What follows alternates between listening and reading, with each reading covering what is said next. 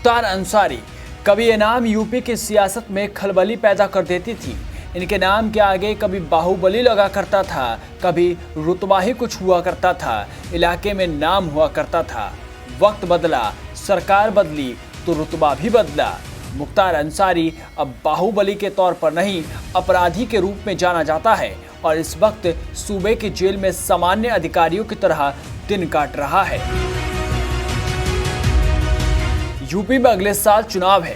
तमाम पार्टियां जमीन पर उतर चुकी है। कोई रूठों को मनाने में लगा है तो कोई अपनी नैया पार लगाने के लिए बड़े बड़े ऐलान कर रहा है। और चुनाव से ठीक पहले बीएसपी सुप्रीमो मायावती ने अहम ऐलान कर दिया। मायावती ने कहा है कि इसके मद्देनजर ही आगामी चुनाव में बीएसपी मुख्तार अंसारी को टिकट नहीं देगी। मऊ विधानसभा सीट से बीएसपी के प्रदेश अध्यक्ष भीम राजभर पार्टी के उम्मीदवार होंगे। मायावती ने कहा, कोशिश होगी कि किसी भी बाहुबली या माफिया को पार्टी से चुनाव नहीं लड़ाया जाए। बीएसपी सुप्रीमो मायावती ने फैसले की जानकारी देते हुए ट्वीट किया, बीएसपी का आगामी यूपी विधानसभा आम चुनाव में प्रयास होगा कि किसी भी बाहुबली व माफिया आदि को पार्टी से चुनाव न लड़ाया जाए। इसके मद्देनजर ही आजमगढ़ मंडल की मऊ विधानसभा सीट से अब मुख्तार अंसारी का नहीं बल्कि यूपी के बीएसपी स्टेट अध्यक्ष भीम राजभर के नाम को फाइनल किया गया है। उन्होंने आगे लिखा, जनता की कसौटी व उनकी उम्मीदों पर खरा उतरने के प्रयासों के तहत ही लिए गए इस निर्णय के फलस्वरूप पार्टी प्रभारियों से अपील है कि वे पार्टी उम्मीदवारों का चयन करते समय इस बात का खास ध्यान रखें ताकि सरकार बनने पर ऐसे तत्वों के विरुद्ध सख्त कार्रवाई करने में कोई भी दिक्कत न हो।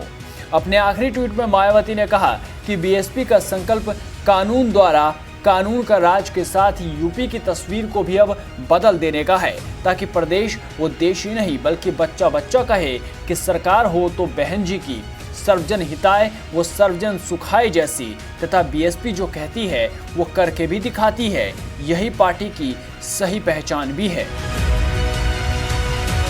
तो ऐसे में सवाल ये कि मायावती को अचानक कानून राज कैसे याद आ गया?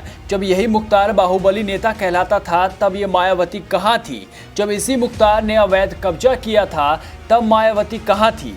क्या उस समय उन्हें सिर्फ वोट से मतलब था और अब भी वो अपना चुनावी फायदा ही देख रही हैं? जाहिर है कि मुख्तार जेल में बंद है और बाहुबली नेता होने का गुमान भी अब टूट चुका है, तो इलाके में ना तो वो दबदबा रह गया होगा और ना ही वो जनाधार। बता दें कि इस चुनाव में मायावती अलग ही अंदाज में नजर आ रही हैं। कभी दलितों के नाम पर राजनीति करने वाली मायावती अब ब्राह्मणों को साधने में लग गई है। यही वजह है कि मायावती ने प्रबुद्ध सम्मेलन को संबोधित करते हुए कई वादे किए थे।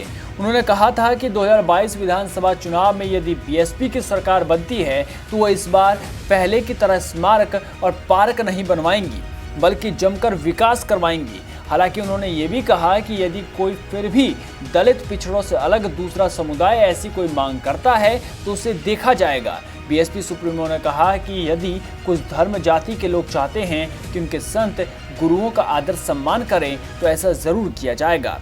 मायावती का यूं पलटना और बीते चुनाव में गिरता हुआ जनाधार बता रहा है कि वो सत्ता पाने के लिए कितनी बेताब है।